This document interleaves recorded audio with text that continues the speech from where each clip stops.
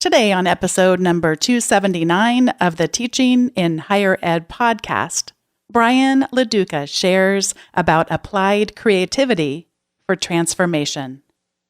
Produced by Innovate Learning, maximizing human potential.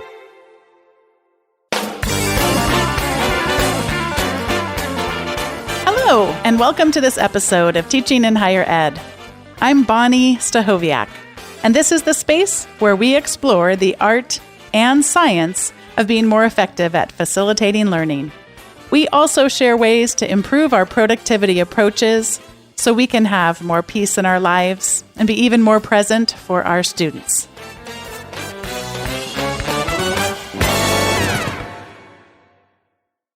Joining me for today's episode is Brian LaDuca. He is the co-founder of the Institute of Applied Creativity for Transformation at the University of Dayton, which launched the only undergraduate certificate in applied creativity in the nation. A national leader in curricular change, his approach to vocation-centered design for social innovation has been a new model for common good impact across all schools of study. Brian, welcome to Teaching in Higher Ed. Thank you. Thank you very much for having me. You are an expert at a topic that I suspect is really overused and very misunderstood. Tell us a little bit about just entering in the world of creativity and then how it changes a little bit when we start talking about applied creativity.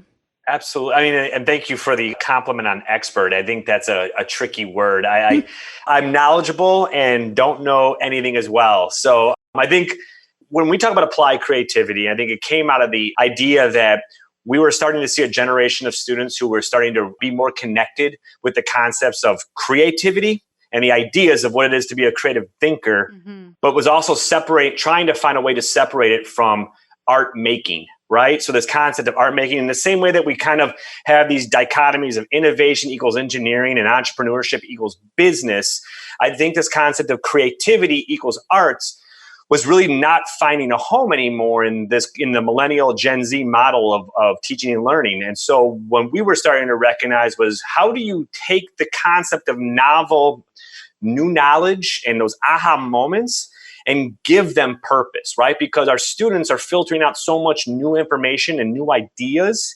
in a 24-hour period we can't even imagine. How do we give them a scaffolding to begin to animate those ideas of creative ideas into a way that becomes applied into specifically their field of study, but also perhaps even their lived experience. So really trying to understand, if you take creativity and simply call it a new idea, wonderful.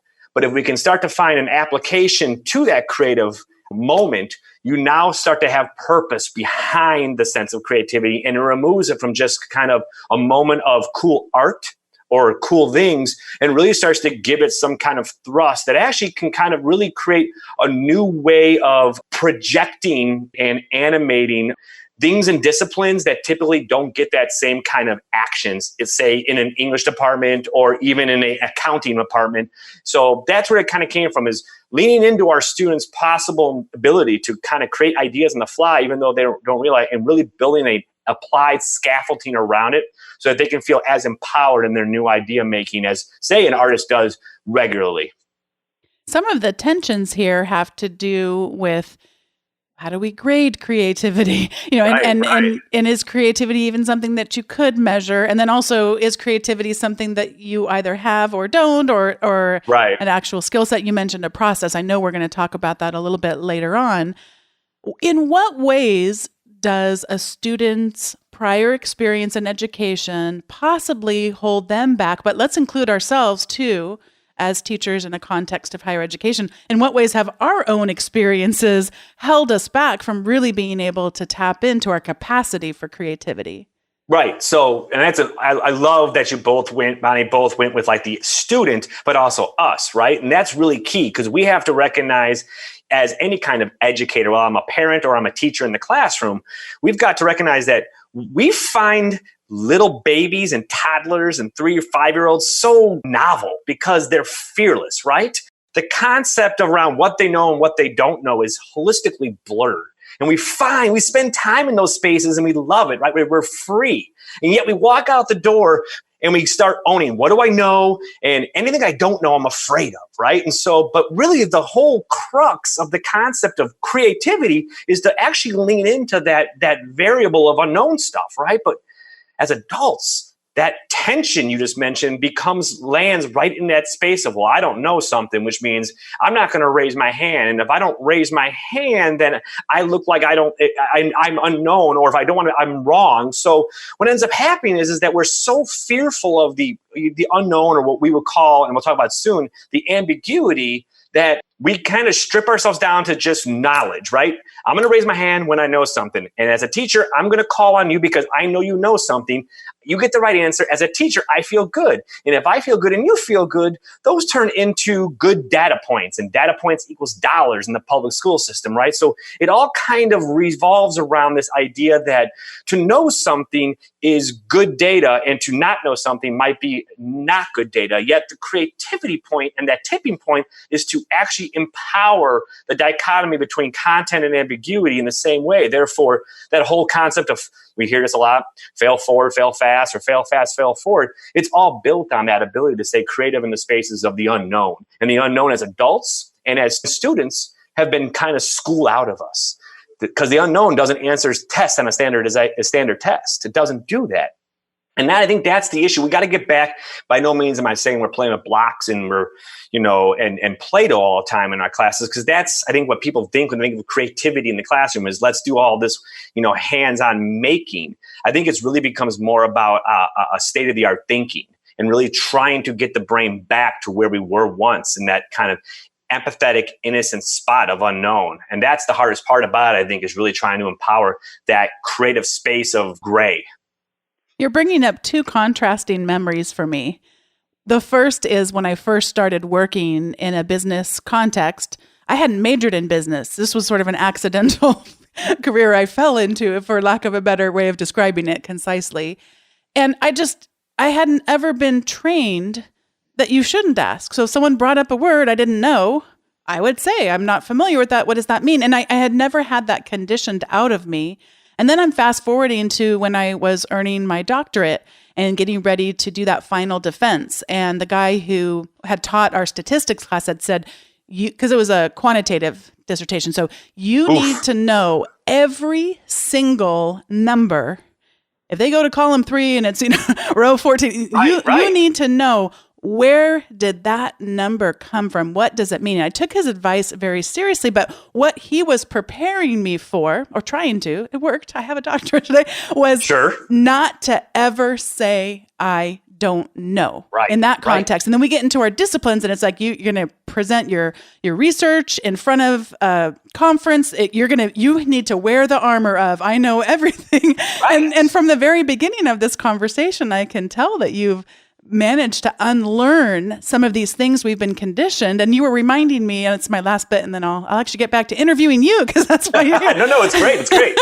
But I don't know if you're familiar with the Dunning-Kruger theory, but this is the guy that says that the more that we know about something, the more we realize we know nothing about it. So if you learn a little bit about something, you might actually be overconfident in your knowledge about a given area. And then you start to learn more and you go, oh, this thing is so vast, I know nothing. Right. Yeah. Well, I think first off, I think this goes back to when you said expert, right? In the very beginning, because exactly. that assumes that I know a bunch of stuff, and I'm good at that. And I think for the longest time, I sought that out, right? Mm-hmm. I'm a first gen college kid from the south side of Chicago, right? So going to school to the University of Illinois was my family had no clue what that even meant. I didn't know what that meant, right? Mm-hmm. So you show up at college, and I'm going in as a graphic design major, and really majored in fraternity life, and really didn't have any clue what was going on. I stumbled in the theater because I wanted to get into film, because I had a fraternity brother who never went to class, and not because it was theater, but just because he didn't go to class, but he told me about theater. So I'm running in all these systems, right, of trying to figure out who I am and what I want to do, but have no vocabulary in the late 90s for this kind of stuff, right? And so I think now what it was, and I was so not confident about it back then, was that I had no clue what I wanted to do between ages of 18 and 35. Okay, I'm 42 right now. So it's not that long ago. I didn't know what it was. What shakes up those embers for me, and we all have that crucible moment, right? That shifts the dynamic for us, right? That all of a sudden you go, oh my gosh, my ego goes out the door. I don't know anything about anything. For me, it was the birth of my twins. So my twin boys are born, and I literally realized, and at that time I was a very, very successful theater producer in Chicago. So I produced theater professionally. I was an educator at the University of Chicago. In Chicago, those are all great marks, right? Deep down, lost, no purpose, right? I think that's what ends up happening because we're trained 4 years and 4 years of college is a job, right? And that's what's supposed to happen. But the times are changing, right? All of a sudden, you go to school for one job, 4 years later, that job doesn't even exist anymore. So what are we teaching you? And I'm looking at my twins in August of 2011, and I'm going, it's all crap. Can I say crap on the show? I don't even know if I can, but it's all that, right? I don't know. And I don't know anything. And I have no purpose. I have no possibilities. My passion's all over the place. And I'm looking at my twins and I'm going, I'm not ready to give up all myself to them, but I don't know what I want for me. And it took my wife to finally say to me, she knew what she wanted to do. And she wanted to be a mom. And I said, well, then we need to figure out a way for you to stay home and take care and be a mom. And I can figure out what it is. And that's what it takes, right? You have to have this crucible moment in order to get through. Because you're right. I had this imposter syndrome of knowledge for years on end is something that I don't want any generation of student to have to feel ever again, because to not know who you are at 19 is exactly what you're supposed to be at 19. That's exactly what you're probably supposed to be in your 20s. Like, you should go out and wreck shop and find out things. I mean, and have good ethics about it, but let's get out there and explore, play with things, touch things, figure out what are the applications. Because you know what's happening 2 years later, that stuff's going to be gone and a whole new bandwidth of stuff's going to show up. And we've got to be able to empower that somehow, some way. And the universities as a whole can't pivot that fast. So we've got to find a way to find these micro campuses on the campuses to create pivots. And I think that's what we sought out to do, was trying to find that runway for our students who are lacking and that want to find purpose, passion, and possibility in the work they do, and not really like knowing that that's a lifetime of work, not just 4 or 5 years of college. I am so pleased that you just made my job so easy to transition to this next thing. So, I mean, purpose, passion, possibility, we really do put some arbitrary things around that. I mean, and so much pressure that it has to happen within whatever the time frame is. Is it 4 years? Is, but you also can guide us now into, well, we do the same thing with creativity. We either have it or we don't. Right. Or it's within this context, but it doesn't work. If I'm painting, that's creativity. Right. Or I'm doing a show, that's creativity. But if I'm looking at a spreadsheet, doing some analysis, oh no, that's not creativity. That has right or wrong answers. You do or you don't. Not true. So tell us about the 3-step process that we can begin to use in order to break some of these habits of thinking around creativity, some of the myths that we subscribe to. Absolutely. So the structure that you alluded to, that's what we call ideation, disruption, and animation. It's a 3-step process. Oddly enough, it's modeled after the Greek plot lines of the hero's journey, or even, let's bring it back to earth even closer. It's modeled off a contemporary 30-minute television sitcom. And so when you think about it, we call ideation what would be equivalent to the first 10 minutes of every modern sitcom, especially. So let's just use like Friends, right? For instance, I noticed that is now spanning generations thanks to Netflix. So you always enter Friends with 3 very key moments, and you can use this in any kind of curriculum that you're doing, whether it's history or math or whatever. But if we open an episode of Friends and the show is at the coffee shop or at an apartment, that content that we know, that's the content we're familiar with. That's our knowledge. We're very comfortable with that. We know Friends is starting off somewhere we know. Those characters are there. Boom. That's what we know. Now, if for some reason that episode doesn't start off in one of those 2 places, we probably have a very special episode and our content is a little bit off, which is great. Somehow, some way, we have to allow us as our students as our teachers to allow us to get that content off our chest. We have to kind of clear the mechanism, because what happens is in a problem-solving process, well, and this is what you kind of do when you think about these 3 steps, ideation, disruption, animation. You have to think it through an experiential lens, right? You have to start thinking about it in a way that can apply to the work in our lives, even in the most banal way. And so if I know something or I have a know-it-all next to me, give them the opportunity for 10 to 15 seconds or 5 minutes to get that off their chest. That's their content. That's great, right? And that establishes the boundaries and the guidelines to our work. But the key part is the next step. Just like in any television sitcom, somebody tells a character something they didn't know. Boom. That character goes, oh my God, Ross, really? You lost the monkey or something like that? I don't even know, right? And then all of a sudden, the rest of the characters go, well, I don't know, and I don't know. And we empower our sitcoms to live in the unknown until the first commercial. Our students should be empowered to be in those spaces as well, because it's the ambiguity that's like the lock and key to the content. And the resulting action is attention. And that tension is what we would call an emotional aha moment before we move on to the pathway of kind of disrupting this problem. And so you can take all of these components and look at those that first structure of ideation, and it really takes a large concept or a plot line and shrinks it down and filters it down into some manageable moments of action. And that's really trying to get our students to really think, yes, you have a ton of information. You are nonlinear by process. Let's help you recognize that these are nonlinear things and pull what you know plus minus what you don't know in order to get us to what you want to know. Okay? And you get to that tension spot, right? Tension as adults makes us cautious. And a lot of times we'll pivot right off that tension because it makes us nervous, right? We don't have scaffolding for it, right? So then we go into disruption. And for us, disruption is an empathetic collaborative model. It really means you have a tension spot, I have a tension spot. We're both going after the same journey, just like two characters after the commercial and Friends, they're on their way. And at some point in time, one character learns something new about somebody else's character and puts themselves in that shoes, and they go, oh my gosh, I had no idea was that about you. Let's work together and find out this stuff together. And so if you can find an active empathy sprint or some kind of activity that allows those individuals to take their tensions and work through them at the intersections of open-ended questions, values, needs, very human elements, the collaboration moves beyond just simply human interaction. It starts to interact the tools that you need to kind of solve this experiential problem, right? And the resulting response of that empathy and collaboration turns into animation, because right there, that resulting aha moment after the empathy and collaboration, typically people go, those are awesome.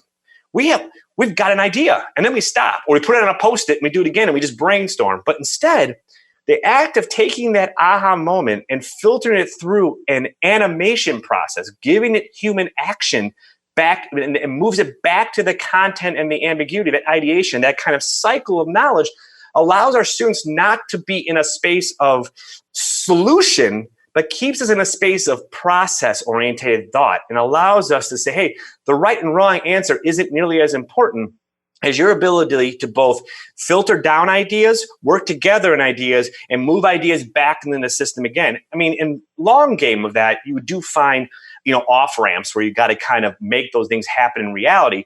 But what it does is it empowers students from the creative confidence spaces to say, oh, my job isn't to solve something here. My job is to kind of accelerate thought around these ideas. And that creates a freedom for both the extrovert and the introvert thinker so that they can both feel that they're not going to be judged on right or wrong deliverable, but more judged and supported in the process of kind of rethinking a problem from a bunch of different empathetic angles. And so that's really the framework you're talking about right now. And that's just simply the hero's journey of any traditional plot line. I have an issue, I have an obstacle, I have a rising action, I have a solution, and I have a denouement. And that just kind of that iteration is really important. And when you start thinking about story and connecting that with our students' purposes, no matter what major they are, they have a story and they have purpose.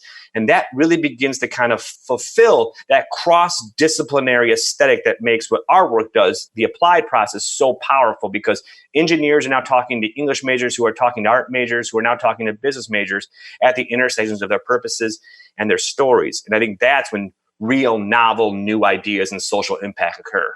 I want to test out a couple of ideas to make sure I'm understanding this well. Please. So these are two downfalls that I have often seen groups of faculty have in attempting to do this kind of creativity and the kinds of problems that we try to solve together as faculty. The first one is around, I guess I would best describe it as really not being able to stay in the place where there's so much unknown because we want to jump straight to the fixing. And I want to jump straight to the solutions because then I can be, it just seems to be, I've noticed a real discomfort there. And then secondly, is kind of the opposite of that. And I don't know if I've done enough analysis to say if this is one type of group versus another type of group, but that's, I think, how I'm imagining it now. The second kind of group would be that we don't ever get to the solutions. Like we're just like idea, but nothing coming down to action that might actually then have these ideas make any difference at all. You're absolutely right. And I think that I can tell you right now, the cycle of iteration without impact or valuable deliverable impact is one of our biggest issues and fears with this, especially when you start to teach the model, because this concept is like an exercise. I mean, it's like going to the gym. You're working your brain out. It's not like I can't just show up and help you do that and then walk away and think in one day, man, they're going to nail this. No, it's a practice. It's a pace, which works in perpendicular to our current lifestyle of everything is so immediate, right? So the time is not precious, but the problem is if you let time go forever, then you lose value. Then you're devalued, right? I think that is a key. One of the things you've got to be able to start doing is this idea that the iteration at some point in time, the animation of a concept has to at least be tested, at least has to move into a space of tangibility. And so for our work, I think the hope is that at some point in time, a professor, a teacher, a parent needs to encourage them to stop and put it out there and try it and give some, either if you're the stakeholder or if you're doing this for other stakeholders, to put it in their work. Because what's going to happen again is somebody's going to turn around and say, this is really great, but what if we tried this to a two? But at least I know now that I have a process in which to not be offended by the critical analysis of it, but I have a scaffolding where it allows me to go, wow, I thought I was done or I was close. You want to do something else? I can go back into the system and try it again and get excited. But again, one of the questions I would always ask, and Bonnie, maybe ask you too, is like, when is done? What is done? I hate to get all like metaphysical, ethical, whatever, but this seems, what is done to you? I mean, when would you think, like, again, I guess that's the question. Yeah. And I see there's a parallel for me in what you're saying. One is that those of us that really treasure movement, and I would be one of those, that we don't ever want to forget that it's never done. But then for those that treasure we are never moving forward, we feel more comfortable before a decision gets made. And there's that. So I think for both of these types of personality traits, we want to recognize the weakness in our paradigm. That for me, if I'm like, let's get this done, let's move it forward, that I will sometimes forget that there could be an emerging idea that I miss because I was so ready to get to my artificial done that's not really done. I think if you think about it, though, I think that's the handshake or the hug between the convergent thinker and the divergent thinker, right? Applied creativity inevitably has to be applied to something. It cannot live in its own ether. That is very ego. Like, it needs to find a way into some space. And so if I'm applying to a mechanical engineer, my hope is that trait of convergence, that skill set that engineer hopefully may have, is going to be the kind of yin to the yang to this divergent process. There's no way, because you're right, if we don't, then it's going to be unicorns, rainbows, and lollipops for a very long time. And I would prefer to kind of put some rubber to the road with that. And I think you're absolutely right. But it also goes, those convergent thinkers are the ones that we have to try to kind of make safe and warm the pool that we're asking them to jump into. And I think that is still always more of a personal and professional kind of relationship. And do you have the ability to put them in a space full of trust and vice versa that allows them to sort of break through? But again, that also takes time, from observation, from deliverable, from data, that allows those who are afraid to go into this kind of very ambiguous space to at least try to play in the ambiguous space. I think there's no silver bullet to this. I hate to say it, but it's very much human in that we have to try and learn from those mistakes and those successes to continue to kind of build broader and longer relationships around this kind of nimble mindset. Before we get to the recommendation segment, I just have one final question. It's an easy one, so you should have no problem. Awesome. I'm teasing you. You're talking to your fellow teachers, your people who just treasure that. And as we think about our own capacity for creativity in rethinking some of our classes, our teaching approaches, et cetera, what's the one piece of advice you have for us in terms of unlearning some of our habits that we've gotten into that aren't helping us tap into our ability to apply creativity? That is an awesome question. I would ask anybody, even if from kindergarten to a PhD, if you're looking to kind of sort of break the mold a little bit and try some, meet the student where they are and what they do and how they think, right? Because you'll find that a second grader is going to tell you, well, I had this problem and I did this, and you're going in your head with your skill sets. Wait a second, I can adapt that to the work I do. I can find a way to use that in my, and to bring that back with your expertise as an educator, but through the lens of an empowered, radical second grade process for problem solving, makes not only that student empowered, but the entire student population go, wait a second, teacher didn't know something, and we taught the teacher. So if we can create a very 360-degree flat hierarchical approach to our educational system and listen to the student and lean into that student wherever they are from a space, I think the awareness of being able to pull from their knowledge and their problem-solving capabilities and adapt it in the work that we have spent years doing really creates new approaches and really bolsters the creative confidence both in the student and the teacher. And I think that is probably the one piece of advice is just meet them, listen, and then see if you can't work, innovate with them. This is the point in the show where we each get to give our recommendations, and I have two. Today, I would like to recommend a wonderful project put out by the New York Times. It's called the 1619 Project. And I know some of you listening might be thinking, that came out a really long time ago. Just work with me here. If someone hasn't heard of it yet, they absolutely should go check it out. And again, we'll be linking to it in the show notes. So I'm going to read their description of the 1619 Project because they do it far better than I ever could. I'm quoting here. In August of 1619, a ship appeared on this horizon near Point Comfort, a coastal port in the British colony of Virginia. It carried more than 20 enslaved Africans who were sold to the colonists. America was not yet America, but this was the moment it began. No aspect of the country that would be formed here has been untouched by the 250 years of slavery that followed. On the 400th anniversary of this fateful moment, it is finally time to tell our story truthfully. So I'm talking about two different recommendations here. One is I recommend that you go click the link to read this project in full. This was from the New York Times Magazine. It is brilliant reading, brilliant design. The images just tell the story in a very distinct and powerful way. And the second recommendation is to recognize that they also put out a series of podcasts around the 1619. I'm going to save some of the future episodes for future recommendations, so I'm going to recommend today just one of them, and that is episode 3 of the 1619 podcast. Episode 3 I actually listened to first because if you've been listening to the show for any length of time, you know that I'm a big music fan, and episode 3 is all around American music and how the vast majority of it was stolen from Black music. And I found these amazing connections that I didn't realize were there around some popular music from when I was growing up. And it's just a brilliant audio piece. If you love music, you're going to just be wishing that they'd play the entire songs. Like I got to go find out if there's a Spotify or an Apple Music playlist that actually has every song that was in the podcast episode, because it is just brilliant podcasting, brilliant storytelling. And I'll save some of the future episodes that I'm going to recommend from the 1619 Project for future recommendation segments, because I don't want us to miss out on Brian's, because Brian has a lot to share with us today. So Brian, I'm going to pass it over to you for your recommendations. Thank you so much. Yeah. So I have sort of 5 recommendations that I'm wrapping my head around right now. The first being a kind of older piece, The 5 People You Meet in Heaven, which is a book by Mitch Albom.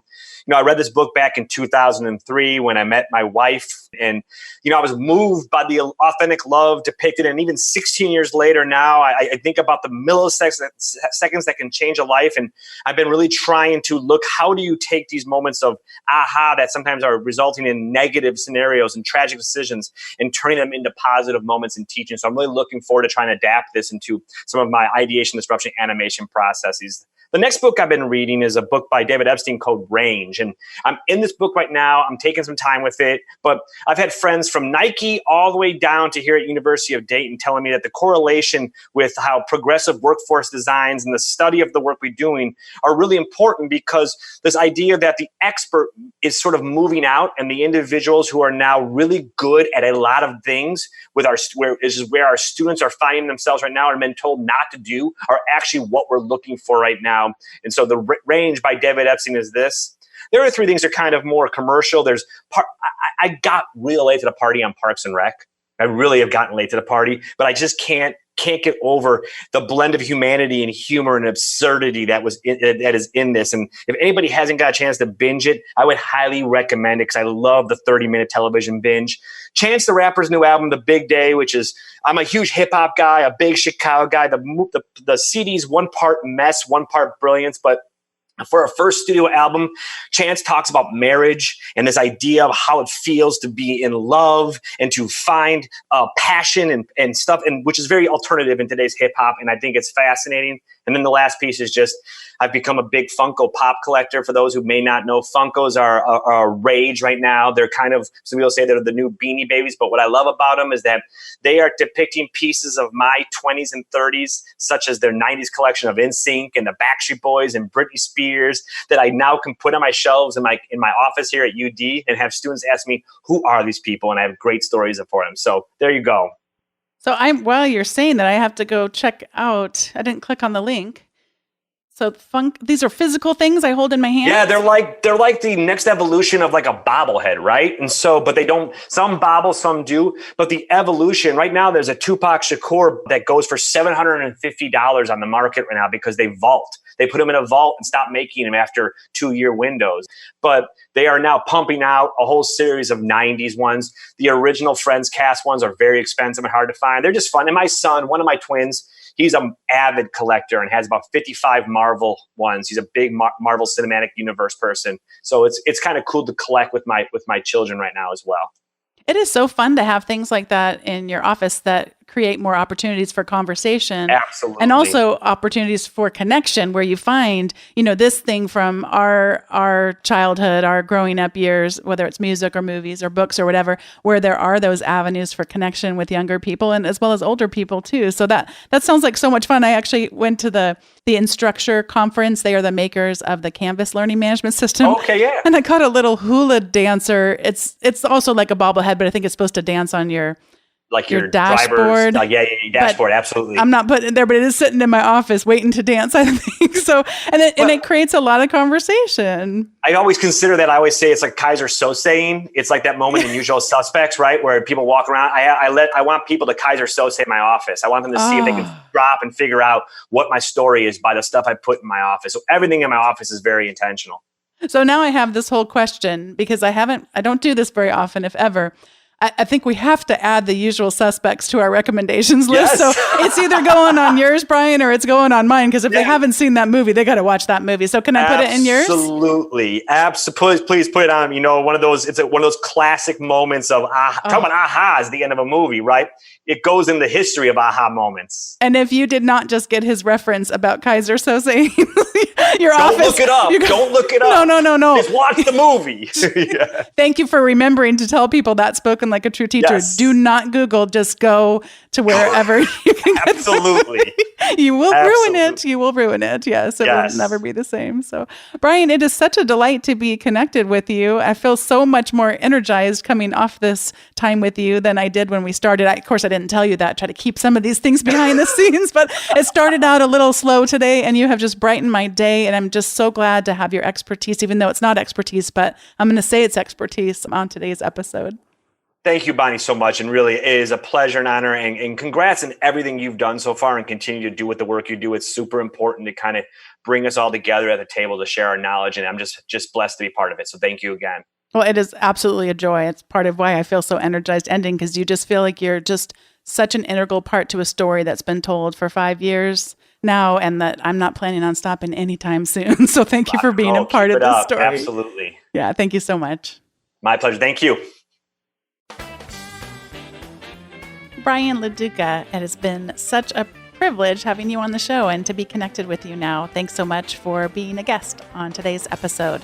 And thanks to all of you for listening. It makes a big difference that you listen and that you tell friends about the show, and also that you can stay connected using our weekly update. If you'd like to subscribe to the weekly update, you can go to teachingandhighered.com/subscribe. And what you'll receive is the most recent episode's show notes, along with an article written about teaching or productivity written by me. You also get a productivity and educational technology guide with some tools to help you in both of those areas. So I suggest that you subscribe today or get connected in some other way. Thank you so much for listening. We'll see you next time.